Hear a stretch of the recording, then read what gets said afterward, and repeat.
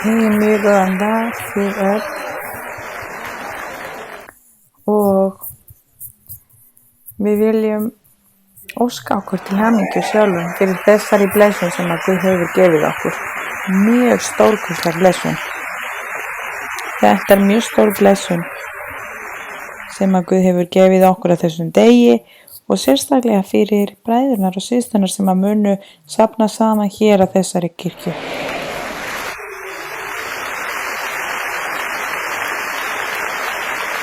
Og þó að djöfullinn hafi reynt að vera á móti af því þessi staður hefur verið tilbúin í meira en 8 mánuðir en djöfullinn vildi ekki leyfa með leyfin og allt sem að við þurftum til að byrja að óperita. Og við erum hér og mér langar líka að segja til hamingju til þeirra sem eru að fara að safna saman hér á þessum stað. Guð blessi ykkur öll og ég held að það eru mjög fáir kannski af þeim sem eru að fara að safna saman hér. Ég veit ekki hvort þið viljið rétt upp hönd sem eru að fara að safna saman hér á þessari kirkju sem eru sem sagt frá þessari kirkju. Til hamingju ykkur öll og því ég eftir að vera að njóta frá þessum stað, stórkostlegan stað sem að Guð hefur gefið og hann hefur uppfyllt loforðin frá því að kirkjan í Las Vegas var opið sem var fyrsta opin kirkja eða fyrsta eignina sem við áttum og Guð sagði þá að þaðan í frá myndu mjög mikið að kirkjum vera byggðar og opnar og það var þannig að við erum byrjuð að sjá þetta og þetta mun gerast þangað til að Jesú Kristur kemur aftur að sækja okkur og Guð mun leyfa öllum þessum stöðum til þess að lofa nafn sitt og við viljum að það verði þannig og Guð leyfi það og takk og bara alveg eins og þið er ég mjög ánægð og mér langar líka að heilsa upp á ykkur með mikilli ást og við heilsa upp á öllum sem hafa komið frá mismunandi kirkjum eða mismunandi stöðum frá Kólumbíu og líka frá útlöndum. Mér langar að heilsa upp á ykkur öll, Guð blessi ykkur. Og hér núna ætlum við að njóta því við ætlum að lofa Drottnin og við ætlum að gefa Guði dyrðina og þakka honum fyrir þennan stað. Takk kærlega og við ætlum að syngja aftur lofsöng sem heitir Velkomin. Við ætlum að syngja það aftur. Og við ætlum að syngja því við erum hér velkomin og við segjum við Guð, velkomin vert þú og Guð daginn í dag.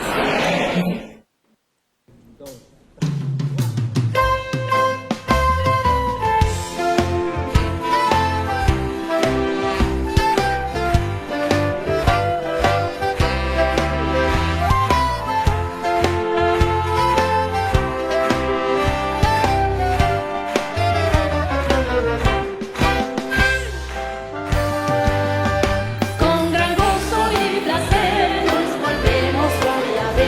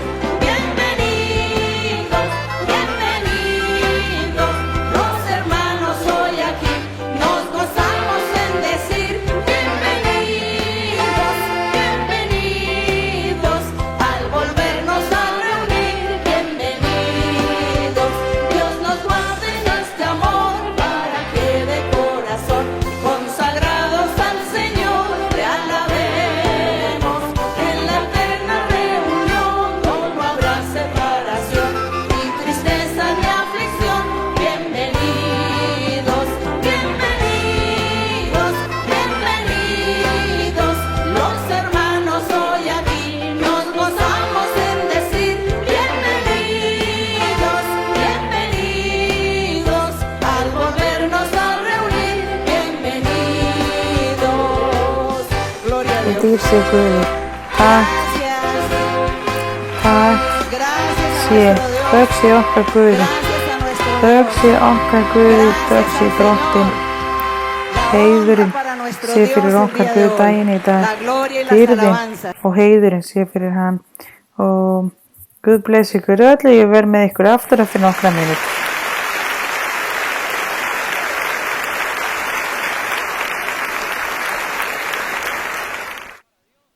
Dýrðina sé fyrir Guð.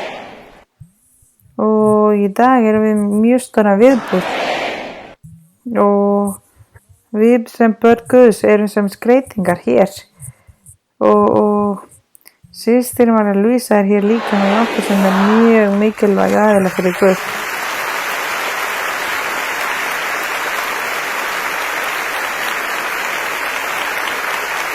Og í dag langar mér að segja bara hversu fallegur þennan stað er. Staður þar sem að börnin Guðs koma hér til þess að leita að Guði og þið öll og við öll sem erum hér í dag ætlum að muna að Guð gerði loforð við systur María Luísu og að við erum öll hér í dag ánægð að því við erum hlut af þessari blessun og við munum geta sagt við næstu kynslóðirnar að Guð er til og hann uppfyllir loforðin sín. Systir, takk. Í nafn alla kirkjuna, takk systir. Þetta er fyrir þig.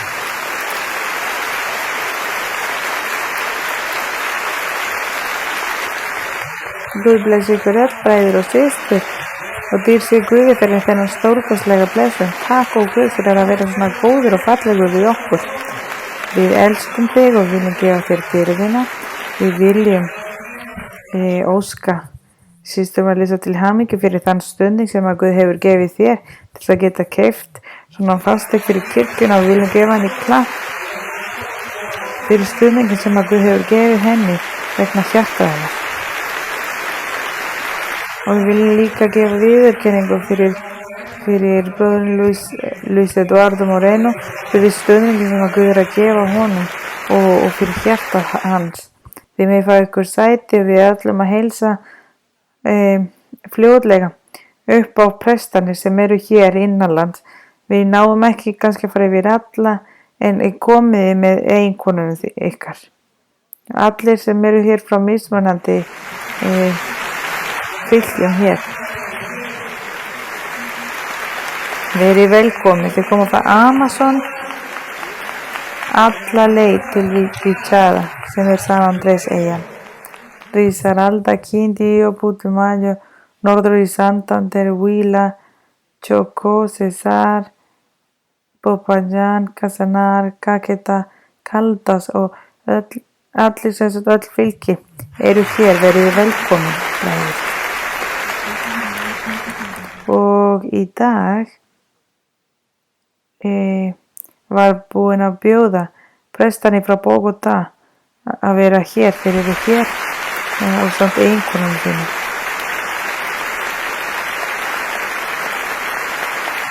Og já, við klöppum fyrir ykkur. Það eru 25 kirkjur í Bogotá. Það eru cirka 100 þjónustur á viku og fyrir hverja þjónustu erum við með mismunandi prestur og Guð blessi ykkur öll fyrir stuðningin og fyrir að leggja ykkur fram. Við ætlum líka að heilsa upp á bræðrunum sem að koma frá útlöndum. Þið megið standa ykkur. Þeir eru cirka 32 manns. Þeir sem að koma fyrir utan kólu, við megið standa upp. Við elskum ykkur og við erum mjög spennt að því við erum með ykkur hér og við erum mjög ánægð. Koma frá Þýskalandi, Ástralíu, Kanada. Við skulum bara nefna þau, bróðir Andrés, frá Þýskalandi, Kanada, frá Austurríki, Spáni, Bandaríkjunum, Ítalíu, Japan, Lundur, Mexíkó, Panama, Rúmeníu, Svíþjóð og Venesúelu. Þannig að við skulum gefa þeim gott lag. Við erum með mjög gott fólk hérna með okkur og við finnum fyrir stuðningin og við sjáum hversu stórkostlega kirkjan er að verða. Og líka frá kirkjunnar hér í Bogota, við þurftum að bjóða bara bræðurnum sem voru nálægt þessu svæði. Og það var alltaf mikið að kirkjum og fólki. Við ætlum að nefna aðeins bræðurnar sem koma frá kirkjunnar sem eru nálægt. Kirkjan í Suba, það eru 4 kirkjur þar. Gott klapp fyrir ykkur. Allt þetta svæði tilheyrir Suba hér í Bogota. Og allir sem eru kirkjas, hver koma frá Ferias. Gott klapp fyrir þau. Það var fyrsta eignin. Eða fyrsta kirkjan, þar sem að kirkjan var opnuð hér í Kólumbíu. Skulum gefa öllum gott klapp sem að koma þaðan. Bræðurnir frá Engativá. Þið skuli koma hér. Það er mjög fallegt að sjá ykkur. Bræðurnir frá Calle 80. Þið sem eru að koma þaðan, gefið gott klapp. Þið sem kom frá Santander, hvar eru þið? Það er næst elst kirkja sem að byrja hér í Bogota. Gott klapp fyrir ykkur öll í Santander. Við reyndum að bjóða bræðrum og systrum sem að höfðu verið hér lengur en 30 ára í kirkjuna. Og hér eru þau ennþá að þjóna Guði og ánægð með Guði. Og hver eru verðlaunin? Að vera hér. Guð gaf ykkur þennan verðlaun. Guð, dyr sé Guði.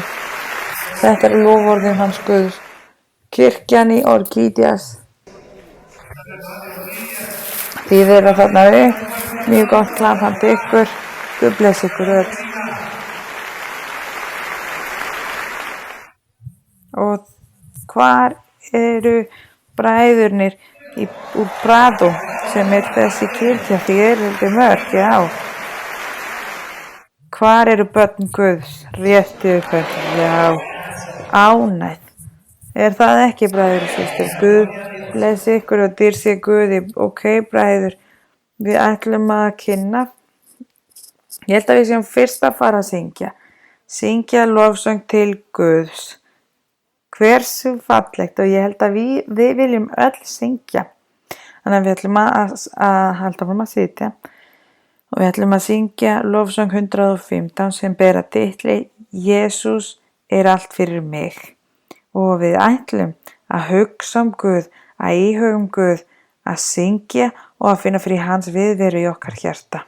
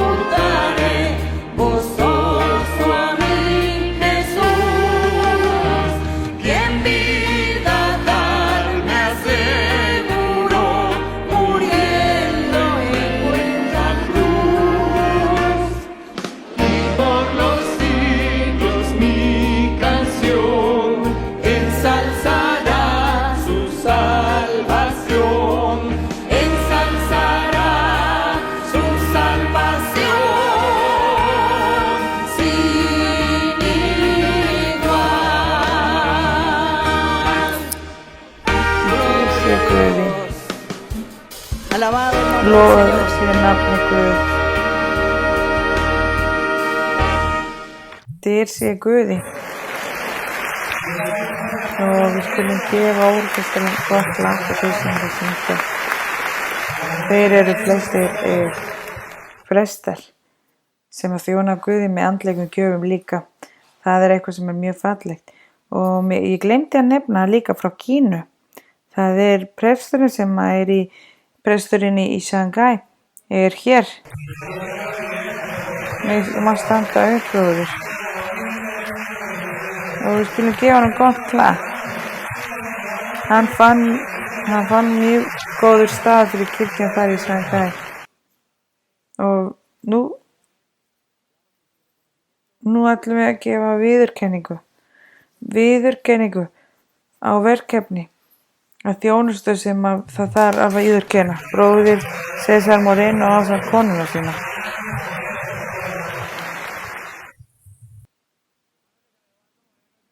Bróðir César Eduardo Moreno er sá sem hann er svona rekstrarstjóri víðan heiminn fyrir kirkjuna og hann hefur gert mjög gott verkefni. Góðan daginn, bræður og systur. Hversu fallegt að sjá þennan stað, hversu stórkostleg blessun. Og heiðurinn á mamma mín þar, systur María Luisa, hún á allan heiðurinn á þessu. Bræður og systur, þetta er lofur frá heilögum anda frá mörgum árum að þegar ég var lítill, Guð talaði við mig kirkjan og hversu mikið kirkjan myndi stækka, en maður náði ekki að ímynda sér. Í raun og veru. Ímyndunin gat ekki farið svona langt og þetta er eitthvað sem er sannarlega eitthvað sem sjokkar manni. Við verðum alveg hissa og ég vil þakka Guði því hann hefur uppfyllt loforðin sín.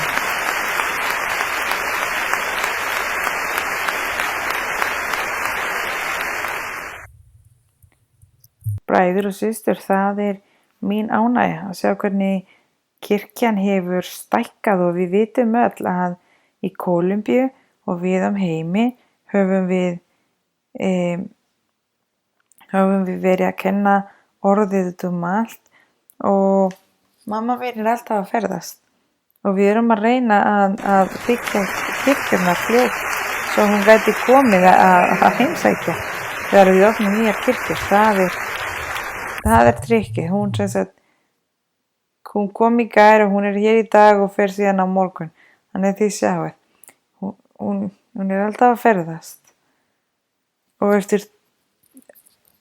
eftir 3 ár þá erum við á áætla 3 kirkjur og við erum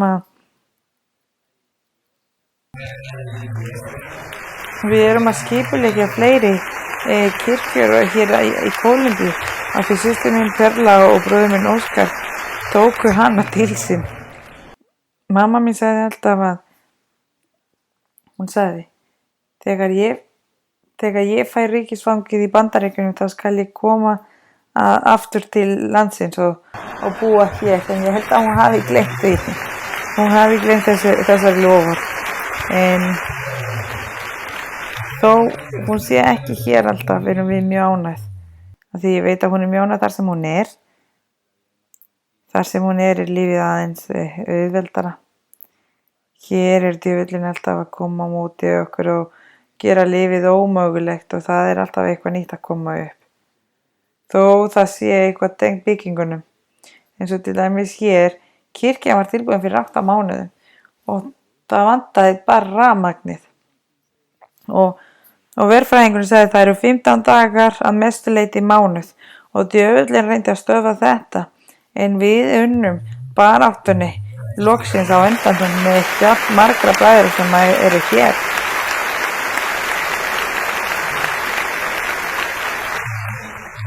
Og í lok höfum við fengið sigurinn á baráttunni eins og alltaf og djöfullinn hann reynir að gera okkur dapurt en í okkar hjarta erum við með þeirri von að hann mun alltaf uppfylla orðið sitt.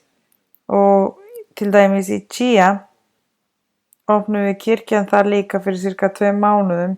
Veit ekki hvort að þið séu kannski með á nótum þar, en leyfi þar til þess að byggja tekur frá 1 til 3 mánaða. Það tók okkur 4 ár. Djöfullinn vildi ekki kirkjan í Chía, sem er borg sem er 30 mínútur frá Bogota, en þessi kirkja var mjög falleg og mamma mig gat komið í opnu kirkjarinnar og kirkjan er mjög falleg þar. Og svona gerist þetta allt víða í Kólumbíu. Og nú eigum við fasteignir. Við eigum cirka 78 fasteignir hér í Kólumbíu.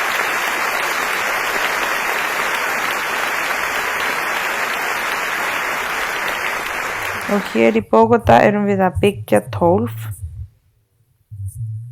Við erum einnig að byggja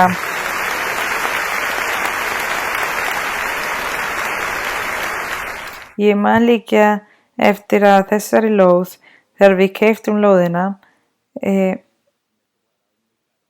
fermetrin hér er mjög dýr og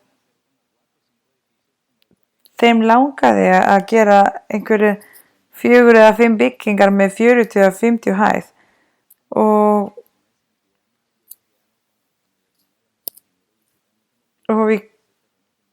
við keyptum sem sagt þennan lóð og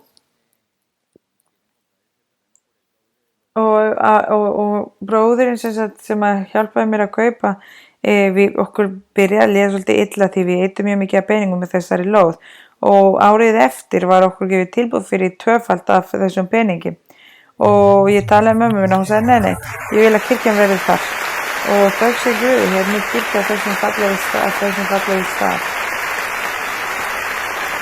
Bræður og systur og stuðningin sem að Guð gefur mömmu mína. Við byrjuðum fyrir nokkrum árum og ég talaði við verkfræðinginn þar, við byrjuðum að leita að lóðirnar fyrir Chapinero þar er erfitt og við fundum þar stað þar sem að við ætlum að eyðileggja íbúðirnar sem að voru í blokkinni og við bjuggum til svona lítil svæði þar sem allir gætu byrjað að koma saman og þegar við ætlum að opna kirkjuna tókum við eftir því að svæði var orðið hættulegt og bróðirinn Andrés sagði okkur frá því og við vorum svona aðeins að hugsa og ég sagði þá hættum að byggja, við ætlum aðeins að bíða sjá hvort að Guð hreinsi þennan stað. Við vorum frekar hrædd út af það var svolítið slæmt í kringum. Og nokkrum mánuðir eftir kom mamma mín að heimsækja og við sögðum henni frá þessum staði. Við fórum með henni þar að kíkja á staði. Hún var mjög hrifin og við sögðum henni frá vandamálum sem voru í kringum og hún sagði nei, opniði kirkjan núna, byrjiði bara þessu núna. Og bræður og systur, í dag hefur kirkjan stækkað svo mikið að það er orðið fullt það sem að við gerðum. Ég man ekki hversu margir komast inni. 800. Ég held að það eru 799. En bræður, kirkjan hefur verið að stækka og allt sem er í kringum kirkjuna hefur verið að hreinsast og bæjarstjórinn er hrifinn af því. Hann segir hvar sem að kirkjan breytist svæðið. Það breytist allt á þessu svæði þannig að hann er mjög ánægður með okkur.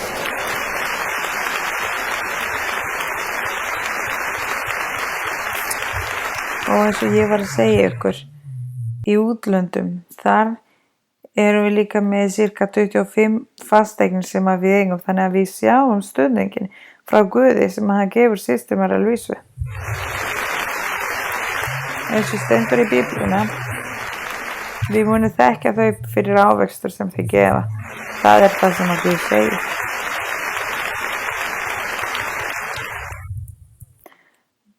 Bræður og systur, ég kannski með margt sem að mér langar að segja og Það voru 2 stórir hópur sem að gleymdist að nefna sem styrktarfélaginu. Styrktarfélagið María Luisa Moreno og líka vantaði að tala bræðurnir frá Mýra. Þau sem að ég vil þakka bræðurnir sem að hafa gefið okkur miklum stuðning. Ég vil þakka ykkur kærlega og bróðurinn Carlos Alberto líka fyrir hans vinnu og blessanir sem að Guð hefur gefið honum. Að þetta eru öll loforðin frá Guði.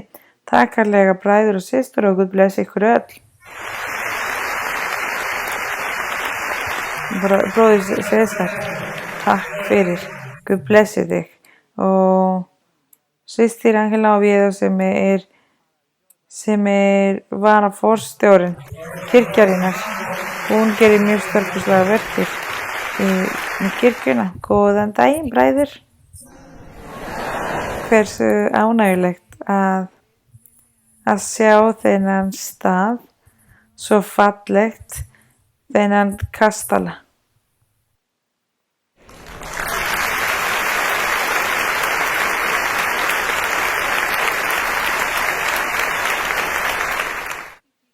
Það voru mjög mikið erfiðum stundum en þökk sé Guði kirkjan hér í dag. Ég ætla aðeins að lesa frá hlutir sem að við gáfum út með styrktarfélaginu í Kólumbíu. 300 cirka í Bólivíu, í Kanada 71.000, í Chile 99.568, í Spáni 14.287, í Sviss 2030, í Peru 96.879, í Panama 29.745, á Englandi 23.988, í Ekvador 37.404, í Mexíkó 78.363 og þetta er hjálpina, allt sem að við gáfum í gegnum hjálp. Frá 2012 til 2018 við höfum byggt 6 skólar þar sem að meira en 1.000 börn fá að nýta frá þessu. Í Tipachá, þar sem að systir María Luisa fæddist, eru við að byggja skóla fyrir meira en 300 börn. Í Líbanu styrktarfélagið að fara að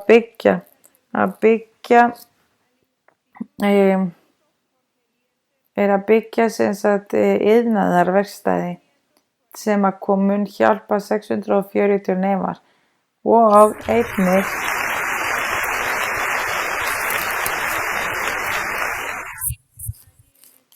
ætlum við að endurbyggja þann stað.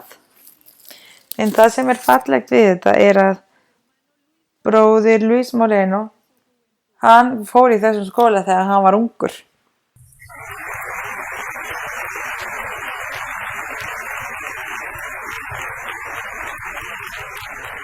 Og þetta hefur verið mjög fallegt. Þetta hefur snert hjartað okkar. Það mjög mikið af fólki sem ánægð og mér langar að þakka til læknanna. Amanecer Médico sem læknasetri sem hefur verið mjög hjálpandi við okkur öll. Þau hafa gefið okkur cirka 600 hjólastóla. Þakka ykkur fyrir það.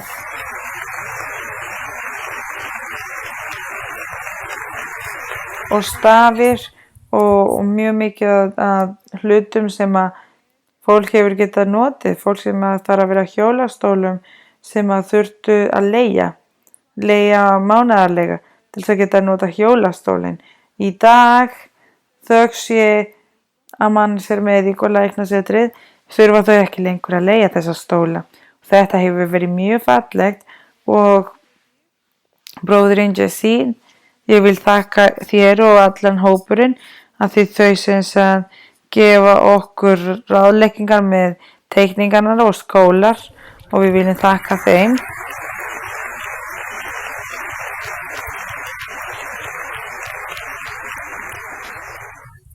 og þau sem að gefa okkur matinn og allir, ef þið standið upp núna, þið allir sem að gefið okkur í dag eru hér.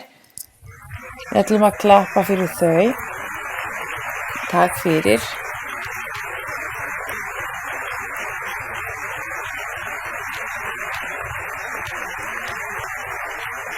Takk fyrir þennan hjarta, fyrir að vilja styðja okkur, vilja styðja systir María Luisa og allir sem að þurfa því að halda.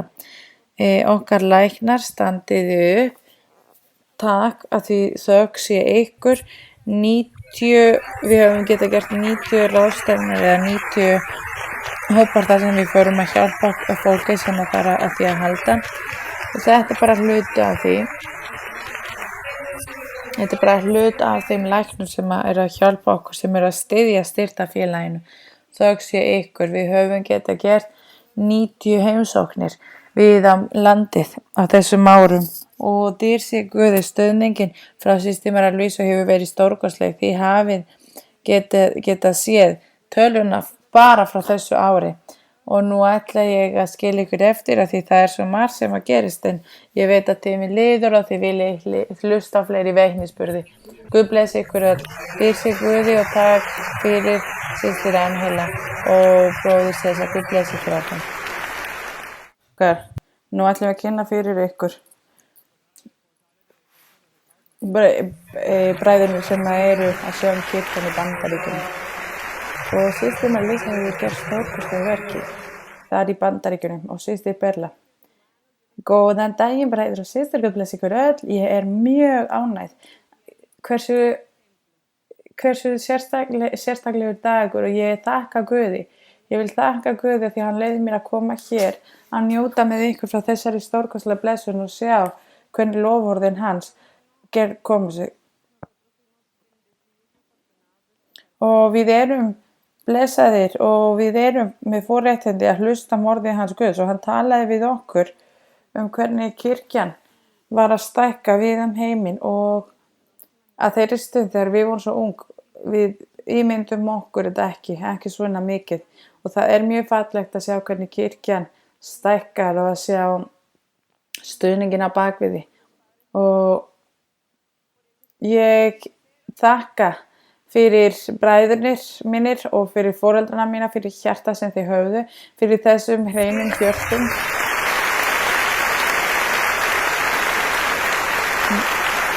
Mikrofónin kviknast.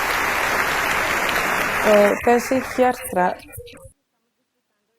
þökk sé þeim, erum við að njóta frá þessum blessunum í dag. Og þess vegna langar mig að þakka Guði.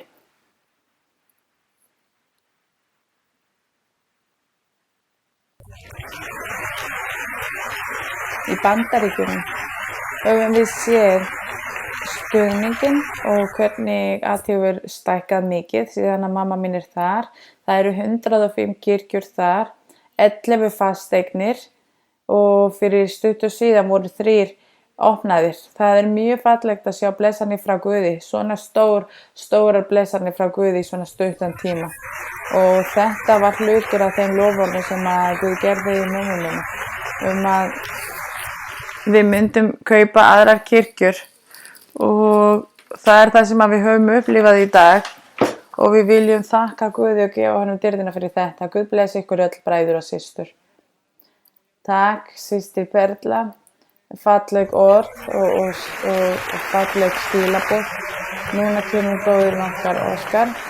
Bræður og systur, Guð blessi ykkur öll. Hversu stórkostleg blessun og hversu mikil ánægja að vera hér með ykkur í dag. Og við fengum mjög stórkostlega blessun þegar við byrjuðum í Bandaríkjunum. Ég veit að það er mjög erfitt, við erum ekki með menningin, við erum ekki með tungumálið, við vorum ekki með margt, en þó sé systirinn, eins og César sagði, eins og þegar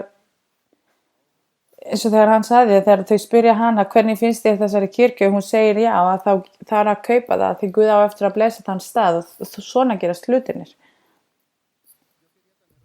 Og mér langaði líka að viðurkenna Og það eru margir sem að segja að það svo fínt fyrir systirinn að, að ferðast alltaf. En við opnum 3 kirkjur og hún þurfti að opna sem sagt allar 3 kirkjur og vera í biblíukennslu í 3 tímar og ferðast í 2 tíma og fara síðan aftur í biblíukennslu nokkra klukkutíma. Og ég spurði henni alltaf, ertu þreytt? Og hún sagði nei, það er bara mín ánægja að þjóna Guði. Og hún var nýkomin frá Paragvæ í Bolívíu og hún missti af fluginu. Því það var snjóstormur. Og hvað gerði hún? Hún vaknaði mjög snemma til þess að geta verið mætt hér á staðnum. Þannig að hún þreytist ekki og við þurfum að biðja Guð að gefa okkur þann vilja að vera alltaf að þjóna sér. Guð blessi ykkur öll og hversu stórkostleg blessun. Þér sé Guði. Blessaður er Guð. Almáttugur og valdamikill. Við ætlum að taka á móti 2 öðrum sem að hafa líka margt að gera með allar blessarnir og allt sem að hefur verið í kirkjuna. Þau hafa sýnt Guði mikla virðingu og það eru sem sagt bróðir okkar Darío Falcón og systir okkar Beatriz Pirakivi og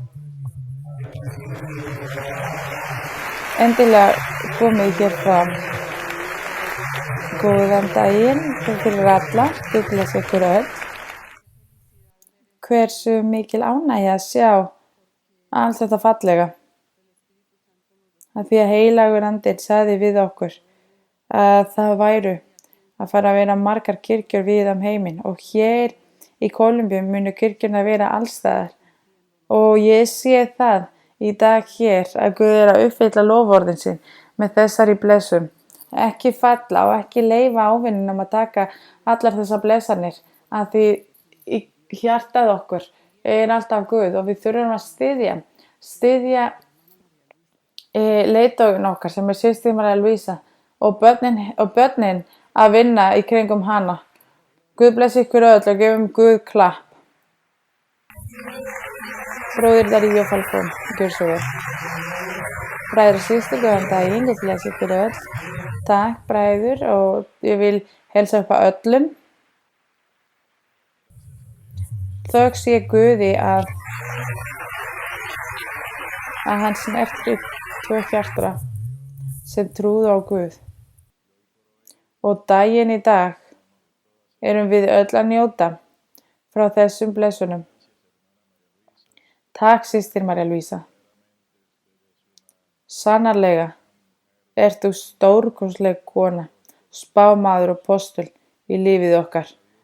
Og þökk sé Guði að við þekkjum þig hér í dag og við fáum að njóta frá öllum þessum hlutum og það er mjög sagt þegar það er sagt að margir hefðu viljað sjá Móses og Abraham eða hvernig Ísak var. En í dag erum við að njóta frá mjög stórkostleg leiðtogi. Þökk sé Guði. Systir María Luisa, Guð blessi þig og takk. Við ætlum að hlusta á þau sem að sá byggingar. Byggingin á þessum stað, þessum stórkostlegu stað sem bróðir Yesid Camelo og konan hans og líka bróðir Alonso.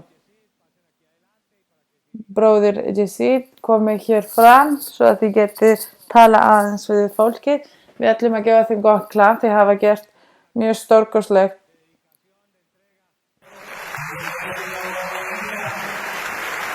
Og hann ætlar að gefa okkur nokkra svona bara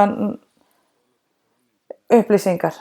Bræður, góðan daginn, allir sem voru nefndir hér í dag. Hvað getið sagt við ykkur, bræður? Fyrst og fremst, þér sé Guði, allan dyrðina. Og allt þetta fallega sem að þið sjáuð væri ómögulegt án systir María Luisa og bróðir Luis ef þið hefðu ekki opnað hjarta sín til þess að komast á þessu og hversu fallegt þau eru andlega líka.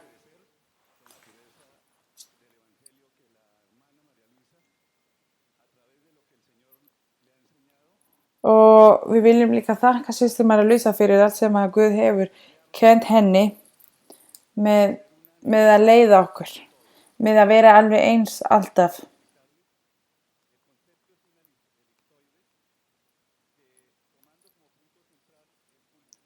Og það sem við gerum hér að við erum sem sagt með aðalstaðurinn og þar sem að presturinn og við hliðina á því eru alltaf sem sagt klósett báðum megin fyrir kvenkinn og karlmenn og líka geymslur og skápar.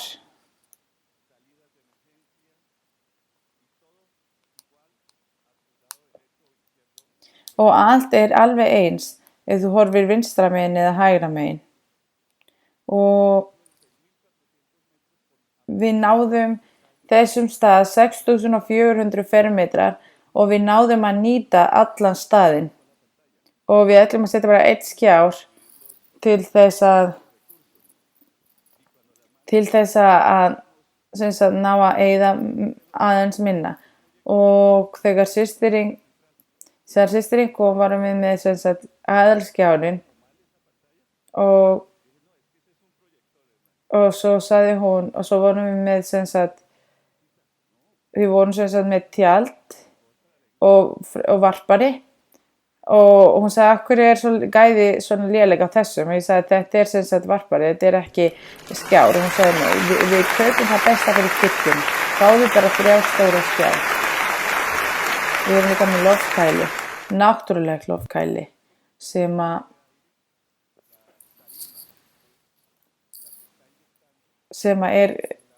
umhverfisvænn og líka þegar við sjáum hérna þessi ljós, þessi litlu skjái, margir spurðu hvort það væri ljósin eða hvort það væri hljóðið. Þetta sem sagt, þetta loftið. Við erum alltaf að reyna að fá betri tækni af því Guð vill það besta fyrir sig og við erum að sjá þetta. Við erum með 2 kjallarar, með allan tæknin líka. Við erum líka með loftkæling þar og við leituðum að bestu tækni.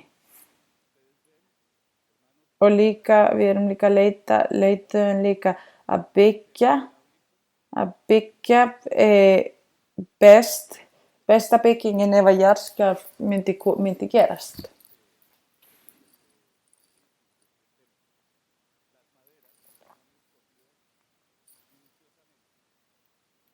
Viðurinn höfum við valið líka mjög sérstaklega og hvað getum við sagt? Takk systir Maríu Lísa fyrir að treysta okkur fyrir stuðninginn.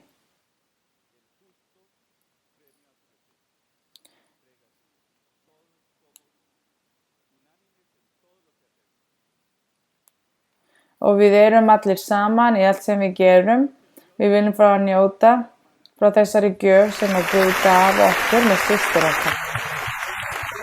Verkfræðingur að lósa punktu hér.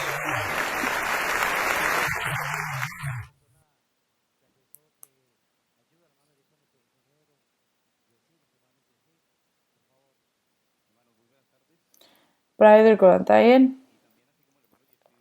Og bara alveg svo bræður Jessit var að segja, systir Maríu Lísa, við erum mjög spennt í dag. Síðan að systirin kom inn, var ég spenntur. Ég fékk tár í augu. Af því við höfum getað eitt tíma með bróðurinn César og systir Angela.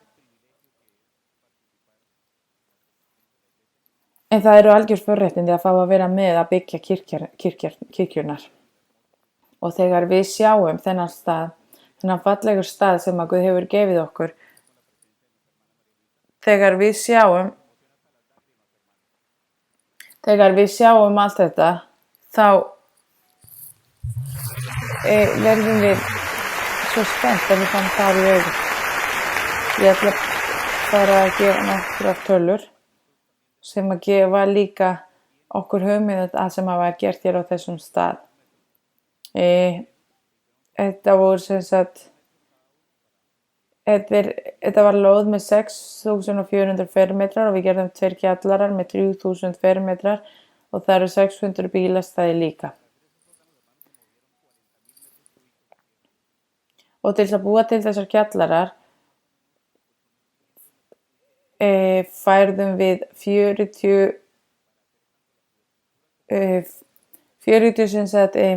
fermetrar af moldi líka og við þurftum að byggja allt ofan á það og allt sem að bróðirinn Jessid nefndi.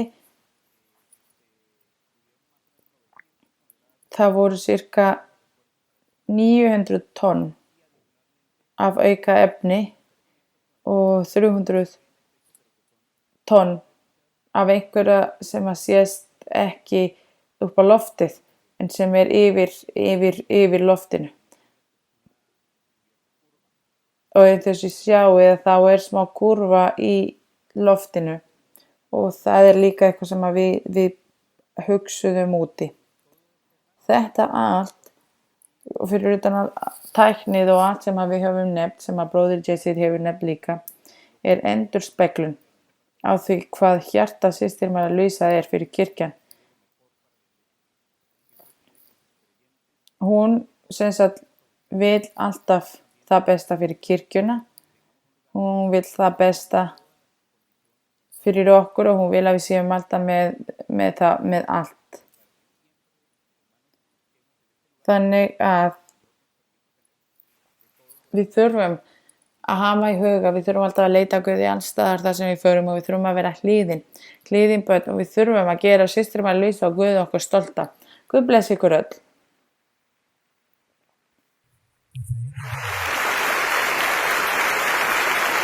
Það mannska hér sem að hjálpaði mjög mikið og það konan mín, systir Rakel, og ég vil að hún komi hér fram og segja hæ við kirkjan. Báðar systurnar hér. Systir Rakel að vinna í skrifstofu kirkjurinnar, hún er fjármálastjórinn í kirkjan hér í skrifstofan og ég elska konan mjög mikið fyrir stuðningin sem hún gefur mér, fyrir ástina sem hún hefur fyrir Guð og fyrir allt sem hún gerir. Systir Rakel, gjör svo vel. Takk fyrir systir, Guð blessi ykkur öll á þessum degi. Hversu stór forréttindi að vera á þessum stað í þessari opnun sem að við vorum að bíða svo spennt eftir. Hversu fallegt af Guði að gefa okkur þennan forréttindi, að gefa okkur þessu staðir hér í jörðina. Hversu fallegt og hvernig getum við ekki njóta þessu og njóta öllu hér ef við erum hér á fyrsta himnin og við erum að njóta meira frá Guði. Ég vil bjóða ykkur velkomin. Mér langar aðeins að segja ykkur smá frá skrifstofuna og systir mín Marta Cecilia Hernández, við erum frænkur systir María Luisu og við erum með þann forréttindi og við erum líka með mikið ábyrgum í skrifstofu kirkjurinnar og mér langar aðeins að kynna fyrir ykkur málið. Fyrst langar mig að þakka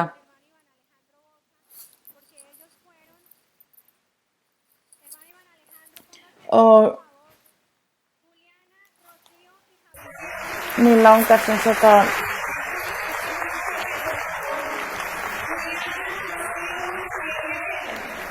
og sem sagt, þau sem skipulögðu kirkjan hér, þið getið ekki ímyndar hversu mikið tími fór í að skipuleggja allt hér, að þið séu sestir þar sem að þið eru, að þau sem voru að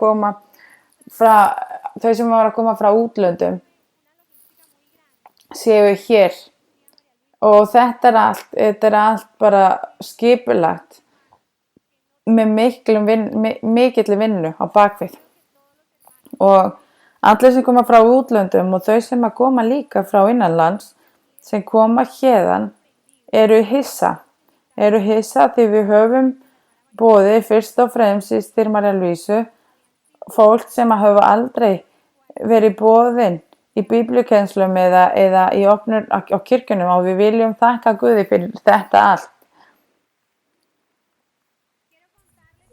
Mér langar að segja bæði systir líka og við skrifstofu kirkjurinnar, við erum með 100 starfsmenn Skrifstofan er mjög stór, það er mjög mikið að gera og við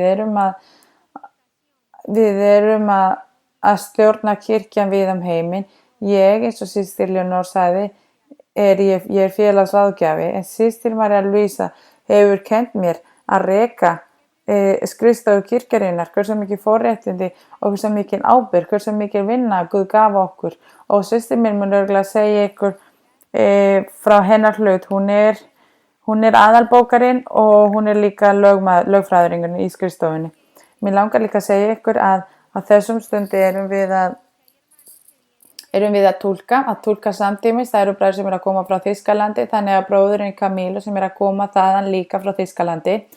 Bróðurinn er að túlka í þýsku fyrir þá sem koma frá Þýskalandi og mér langar að fá ykkur til að standa upp þið sem komið frá Þýskalandi.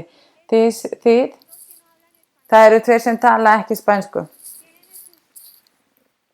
Bræðurnir eru með heyrnartólin og þeir eru að hlusta á þetta allt í þýsku, þau sé bróðurinn Camilo. Og við erum líka að túlka yfir á ensku. Hver eru þau sem að tala ensku og eru að hlusta á túlkunin á ensku? Þið megi endilega standa upp, bræðurnir sem að tala ensku. Verið velkomin.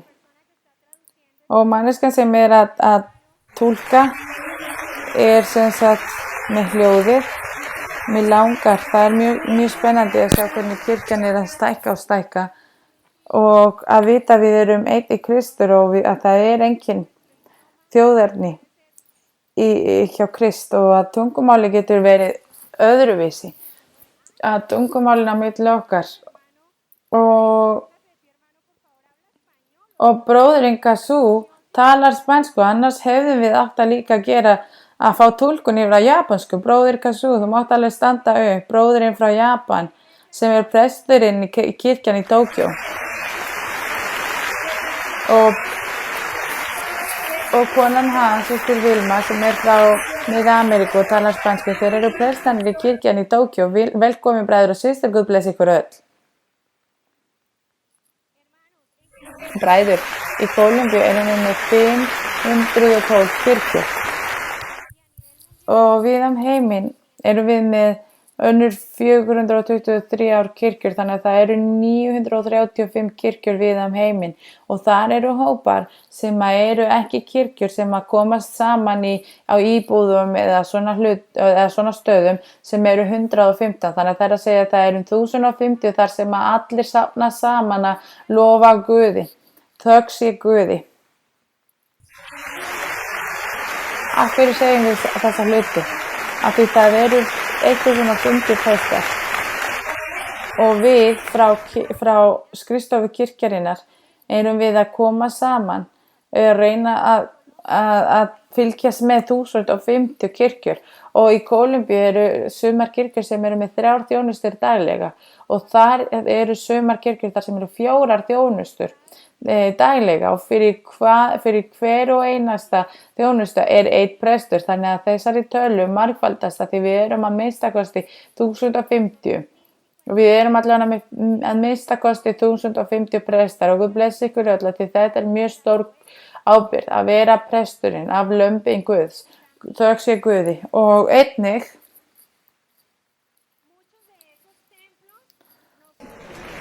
mikið af þessum kirkjum eru stjórnaðir frá kirkju í Bogota með systir María Luisa og bróðir César.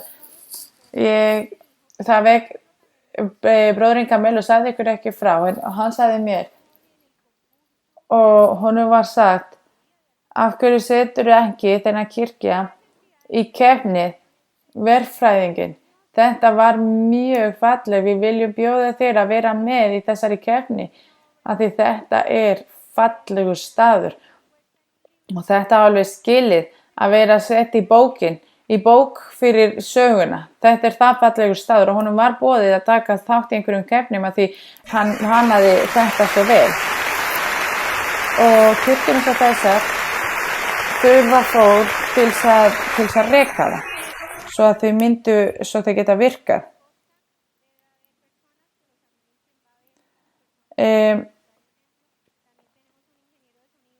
Við erum líka með verkfræðingur, hljómverkfræðingur sem hér. Hann hér, hann verður hér í 134 í kirkjan hér að því hljómkerfið mismunandi, öðruvísi á öllum stöðum þannig að hann þurfti að fara og sérfræða sig svo að þið getið öll heyrt eins og þið að gera þannig að það mjög mikið af smá atriðum sem að verkfræðingar höfðu ekki tíma til þess að segja ykkur. En bræðurnir,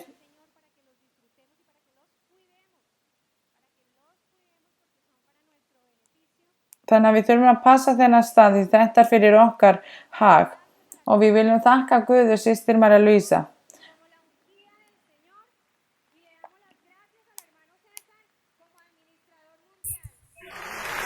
Og við viljum þakka líka bróður César sem forstjóri við heimi.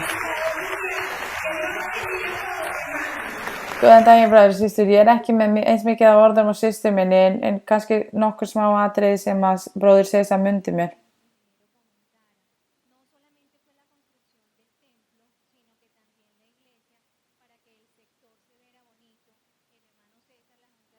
Og bróðurinn César, hann sem sagt, þeir skipulögðu allt svo að kirkja myndi vera byggð eins og það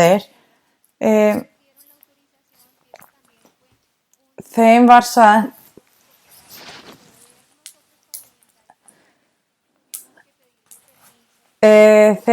sem sagt við þurftum að biðja leyfi til þess að fá sem sagt leyfi til þess að geta steypt fyrir utan kirkjan og það var stórkostlegt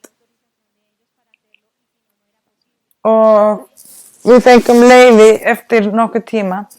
Við fengum leyfi og við gátum byggt sem sagt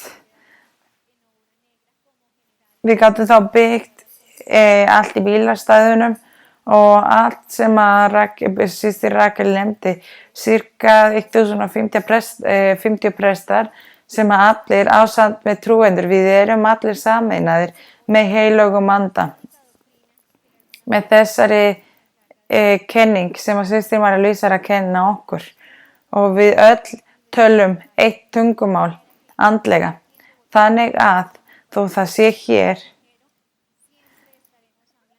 og þó það sé bara hér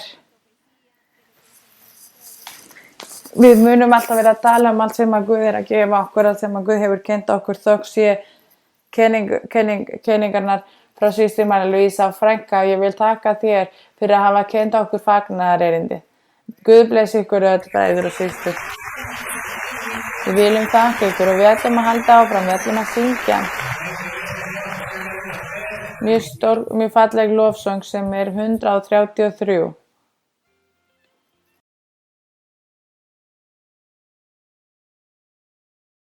Infinita.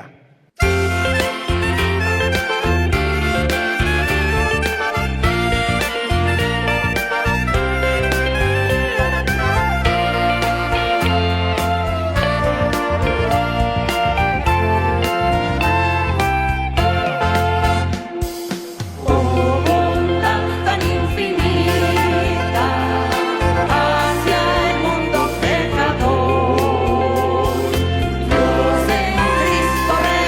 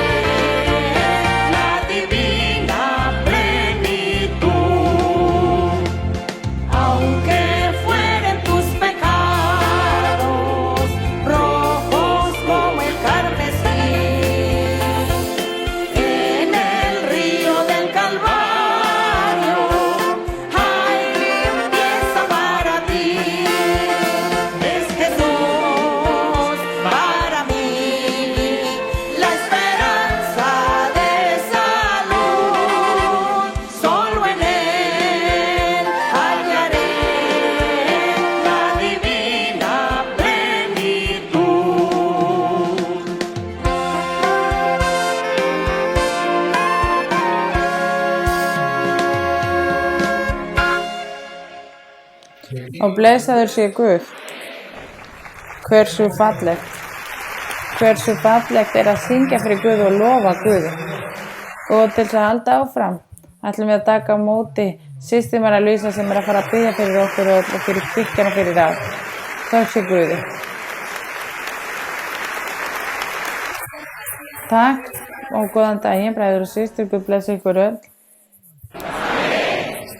Við höfum verið hér að gefa allan þann tíma til Guðs og við erum ánægð fyrir þessari stórkostlega blessun sem að Guð er að gefa okkur í dag og fyrir allt sem að Guð hefur gefið okkur fyrir þjónustu fyrir Guð. Við ætlum að biðja til Guðs og við ætlum að þakka Guði, og gefa Guði þennan stað svo að hann sé eigandinn að þessum staði og hann blessi þessum staði alltaf, svo að hann geri sig opinbera með andanum sínum og andlegu gjöfum sínum og geri undranir og kraftaverki hér á meðan og bræðurnir eru að safna sig saman til þess að lofa nafni Guðs. Þannig að við ætlum að biðja og við ætlum að þakka Guði fyrir þetta allt.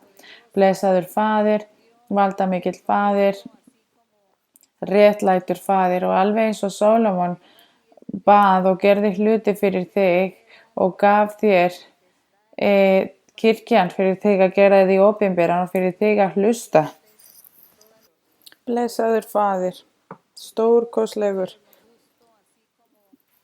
Faðir að eilífu, réttlætur, og eins og Sólómon bað til þín og gaf þér þennan stað fyrir þig að blessa það og fyrir þig að gera þig opinbera, fyrir þig að hlusta á bænir trúenda í hvert skipti sem að þau komu saman sem kirkjur.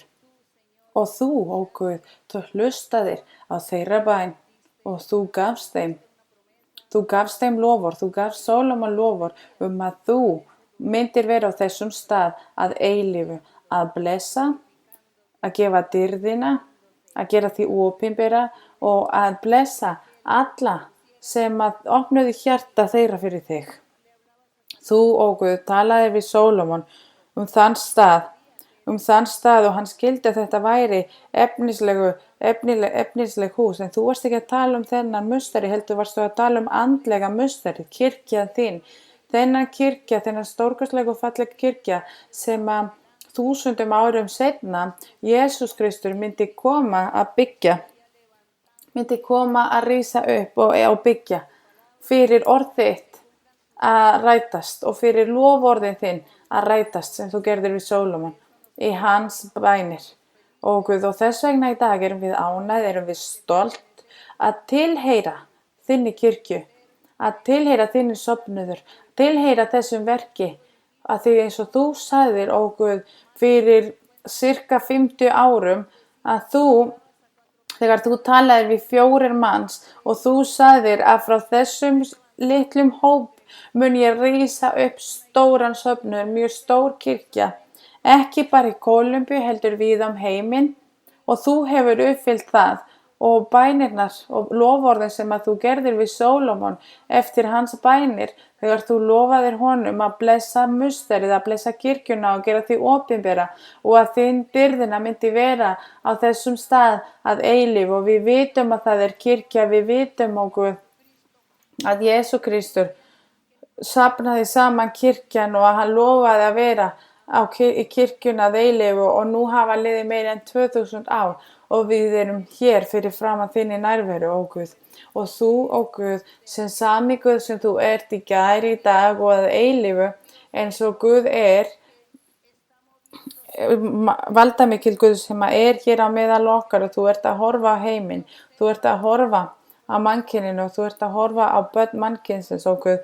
Þú ert í dag með okkur og við erum hér fyrir framan nærveru þína að þakka þér, ó Guð, fyrir allt sem þú hefur gert, allt þetta stórkostlega, þennan stað sem þú hefur gefið okkur til þess að koma saman, til þess að lofa nafn þitt, og þess vegna langar mig að biðja, ó Guð, fyrir þig að gera þig opinbera hér á þessum stað og fyrir dýrðina þína að vera hér og fyrir þig að gera stórkostlega hluti og kraftaverk, og fyrir allar manneskjur sem að komast hér saman fái vald heilögum andans og fái líka andlegum gjöfum og séu konur sem að gera góða hlutina og réttu hlutina og opna hjarta fyrir dyrð og heiður fyrir þig. Því þess vegna bjóst okkur til, þess vegna skapaðir þú okkur, svo að við séum dyrðina fyrir þig. Blessaður sé þitt nafn, blessaðu þennan stað, blessaðu þau sem eru að koma hér á þessum staði saman til þess að lofa þér og lofa þínu nafni og að þessi staður, ó Guð, verði allir staðir, allir þessi staðir sem að þú hefur gefið, við viljum fá þessar staðir þangað til að þú kemur aftur að sækja okkur sem þín kirkja, ekki leyfa óvininum að koma hér að stela eða taka í burtu það sem að þú átt, ó Guð. Passaðu þessum stöðum, passaðu börnin þín, passaðu þau sem að safna saman og blessaðu þau með blessanir sem að þú kannt að gefa. Takk og Faðir, heilagur, takk og Drottinn í nafni Jesú Kristur þín elskaður son, dyrð og heiður séu þín. Takk, við viljum þakka þér og Guð fyrir miskunnina þína, dyrð og heiðurinn séu þín og Guð. Því með fá ykkur sæti bræður og systur og við ætlum að lesa og fara yfir Sálm. Ég held að við erum ekki að fara að gera spurningar, heldur að lesa Sálmar 148 og við ætlum að íhuga, 48, já, og við ætlum að íhuga í Sálmar 48 og mér langar svo kannski að hlusta á einhverja vitnisburði frá bræðurnum, aðallega þau sem eru að fara að safnast hér á þessari kirkju, hér á þessum stað, að hlusta á nokkru vitnisburði frá bræðunum. Ég held að það sé kannski betra í dag. Þannig að við ætlum að lesa á þessum Sálm og við ætlum að íhuga rannsaka og svo vitnisburði. Því það hefur liðið alveg smá tíma. Ég held að sumir getur verið kannski þreyttir. Þannig að stendur í Sálmar 48. Mikill er Drottinn og mjög vegsamlegur í borg vors Guðs á sínu helga fjalli. Og hver er helga fjalli? Það er kirkja. Það er kirkja Guðs. Borg vors og helga fjalli er kirkja Guðs. Og hver er kirkja Guðs? Við erum það og hjartað okkar er kirkja Guðs. Og við erum hér sofnum saman á mustari sem að Guð hefur gefið okkur. Svo að við getum verið að fæla okkur stað og við getum komið okkur saman til þess að við getum störfum. Og í vers 2, þau sem að koma á Biblíunar, lesið á vers 2, vers 3 fyrir Guð. Yndisleg rís hún, gleði alls landsins, sjónarhæð, yst í norðri borg hins mikla konungs. Og dýrð sé nafni Guðs. Hversu falleg lesning er þetta? Þar sem að stendur að þetta er yndisleg reis hún, gleði alls landsins. Kirkja Guðs er sjónarhæð, yst í norðri. Að þið vitið, af hverju er verið að nefna norður? Norður er verið að nefna að því að skipar, þeir eru sem sagt með tæki sem að leiðbeina þeim hvert á að fara og það bendir alltaf að norður. Þannig að það er verið að segja svo að mannkynið getur séð hvert fólk á að fara. Þess vegna er alltaf norður og norður er sem sagt eina leiðin eða er að benda á rétta leiðin og það er Jesús Kristur. Hann er að benda á okkur að þennan norður og hann er að leiðbeina okkur og hann er að leiða okkur að halda áfram. Halda áfram að norðan. Að norðan ekki suður. Því við myndum þurfa þá að labba aftur tilbaka. Þannig að við erum norður og kirkjan er í norðunum og það stendur hér borg hins mikla konungs.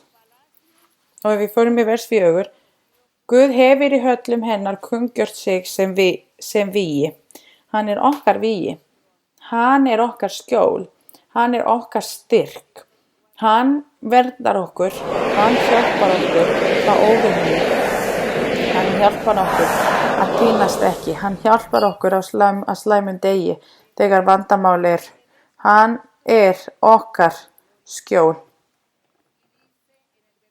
og stendur í vers 4, því megi lesa. Guð hefur í fyrirgefðu vers 5, því sjá, konungarnir áttu með sér stefnu, héldu fram saman. Óðara en þeir sáu, urðu þeir agndofa, skelfdust, flýðu. Þannig að þeir segja, þú veist, allir konungar sáu kirkja Guðs þannig og þeir voru undraðir. Þeir skelfdust, þeir flýðu. Af því þau sáu dýrð Guðs í hans kirkja. Og það stendur hér að við munum sjá dýrðina. Og það stendur í Jesaja að heimurinn, að þjóðirnar þurfa að fara eftir dýrð Guðs. Og hvað að vera í dýrð Guðs? Að fara eftir dæmi kirkjurinnar, eftir sem sagt dæmi sem að Guð hefur sett.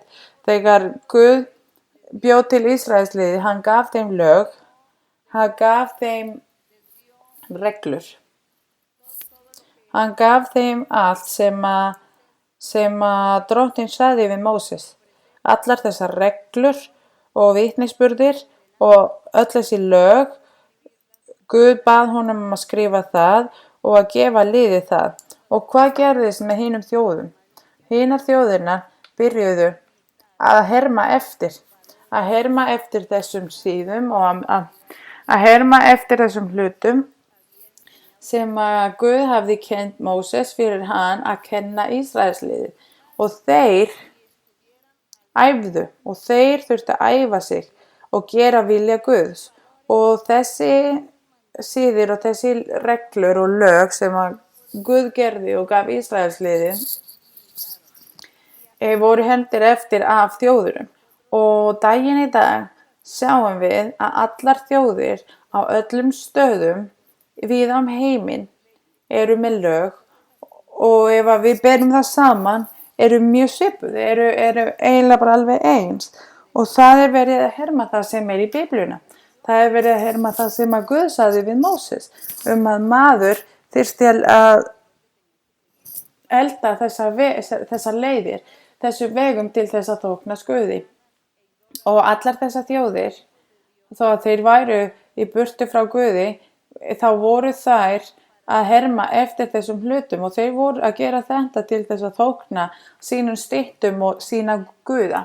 En þeir reyndu að gera alltaf það sem eins og að stela ekki, að gera ekki slæma hluti við fólk, að standa við því sem að þau sögðu, að tala við sannleikann, því samkvæmt þeim við allt þetta myndu þau vera að þókna guðina sína. Og allt þetta þýðir eða allavega þetta hlutur að því sem að Guð segir við Jesaja að heimurinn myndi ganga með ljósið kirkjarinnar eða lið Guðs. Þannig að við erum að skína heiminum með okkar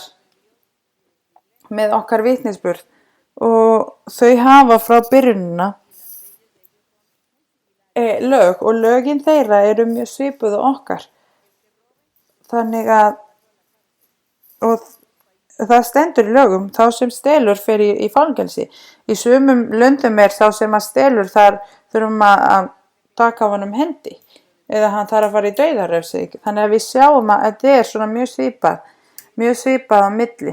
En við sjáum grunninn á þeim lögum sem að Guð gaf Móses fyrir mannkynið sem að allir eru að einhverju leyti að setja að verkum. Þó að fólk sé ekki þó að fólk trúi ekki alveg á Guði og fólk segir Guð ekki til, ég trúi ekki á Guð, þó getur þessi manneskja ekki farið að drepa eða stolið af því þau vita að það eru lög í ríkinu sem að geta leitt honum í dauðarefsing eða í fangelsi. Og þetta það sem að við köllum að vera sem sagt í skínljósins kirkjarinnar. Það það sem að slóða þjóðirnar myndu fara eftir það sem að kirkja Guðs, sem að Guð gaf kirkjuna sína. Þannig að þó að fólk eigi ekki Guð, að þá gerir það svona hluti að því þau vilja uppfylla orð Guðs, að allir í mannkyninu, að allir í heiminum og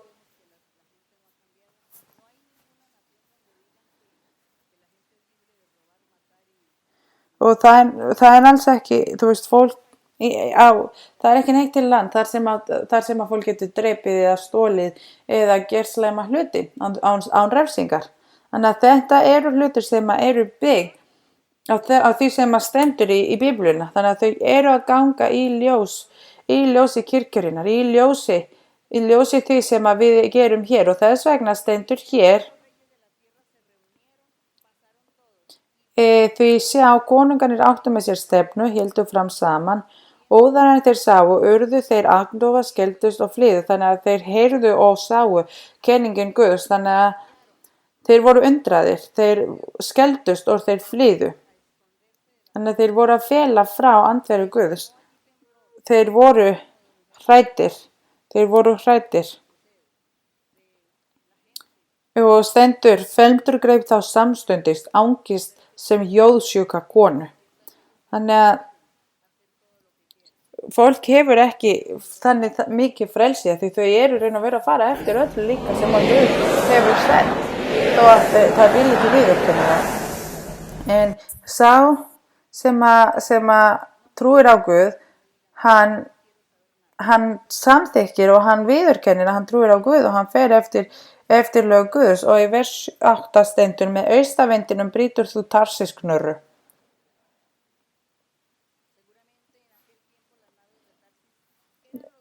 Og örugglega á þeim tíma Tarsisknurru voru stærstu skiparnir eða bátar sem voru með mjög mikið af frakt, kannski mjög mikið af efnum eða svoleiðis, og þeir voru svo stórir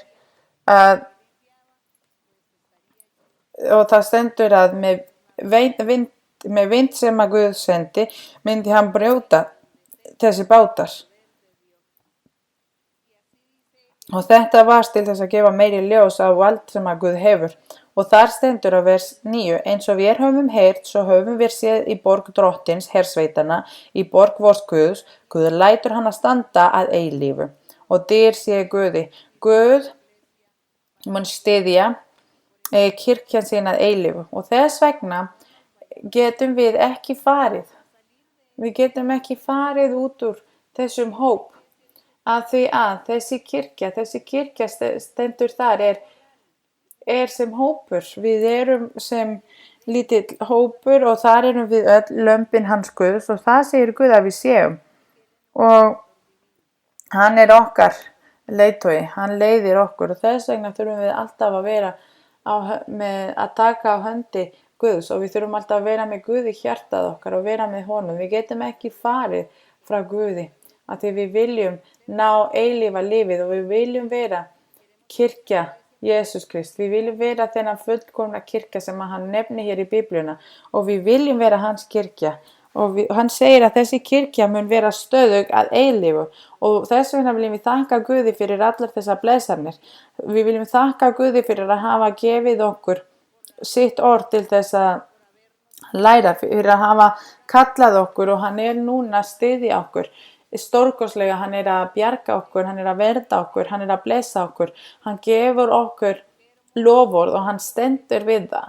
Og ég er mjög stolt að eiga valdamikil Guð sem að það er stolt að vera hluta þessum söfnum.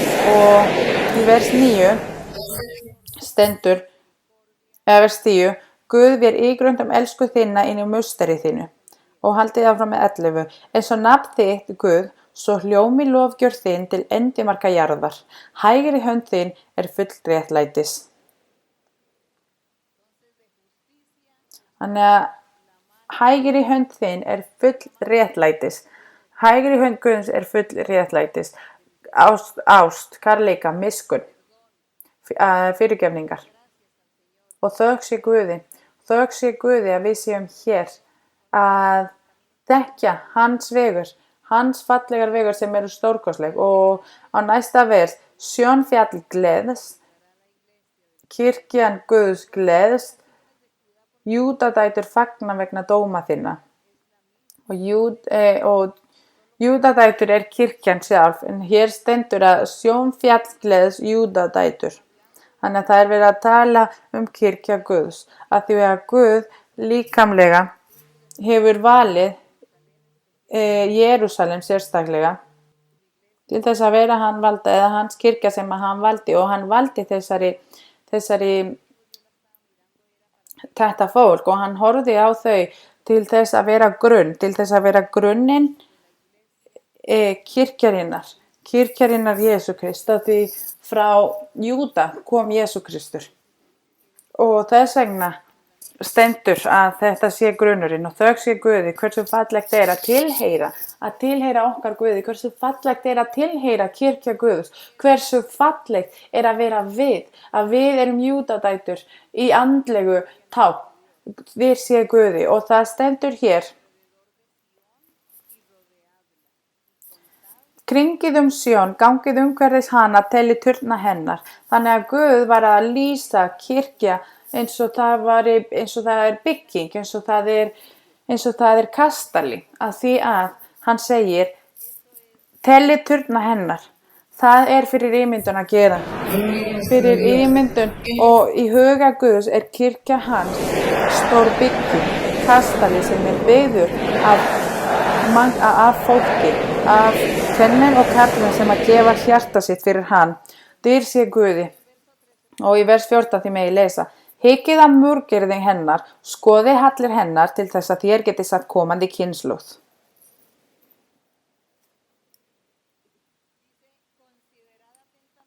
Og stendur að slíkur sé drottinn.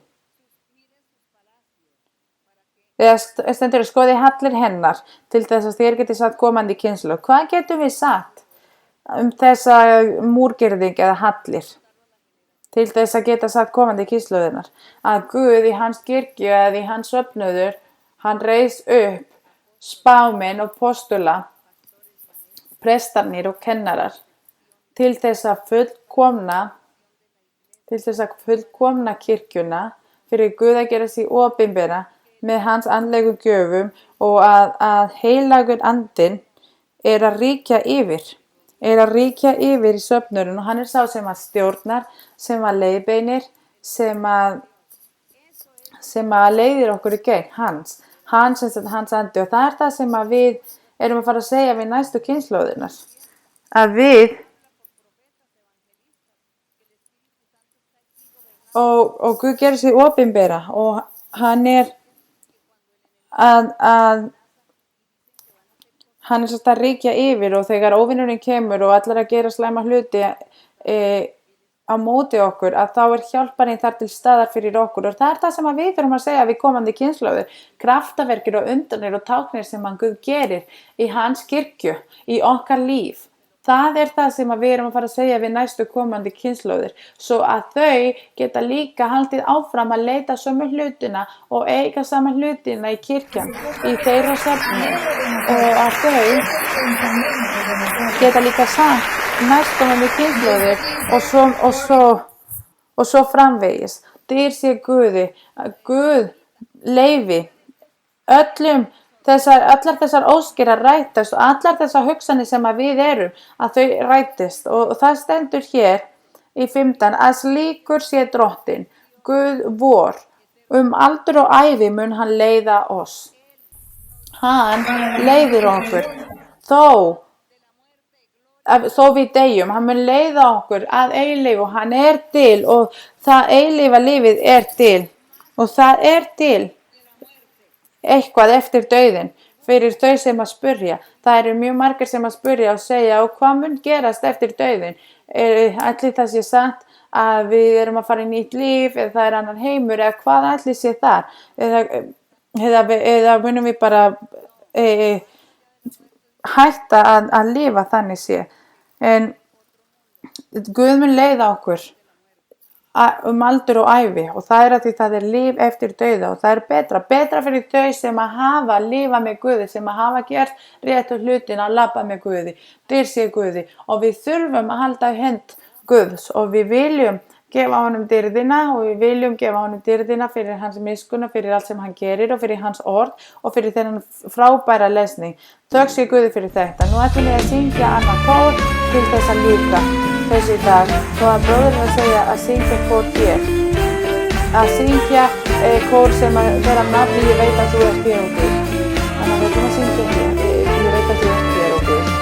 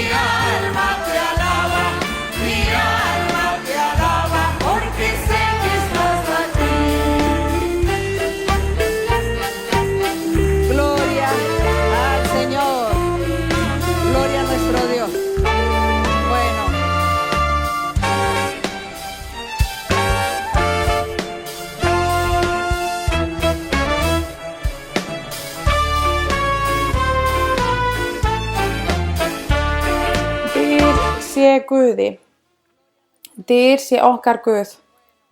Ok, jæja, dýr sé okkar Guð. Takk fyrir bræður og systur, og ég held að þið séu líka mjög ánægð sem ég í dag. Það mín ánægja og gleði. Guð blessi ykkur öll. Guð blessi, takk fyrir.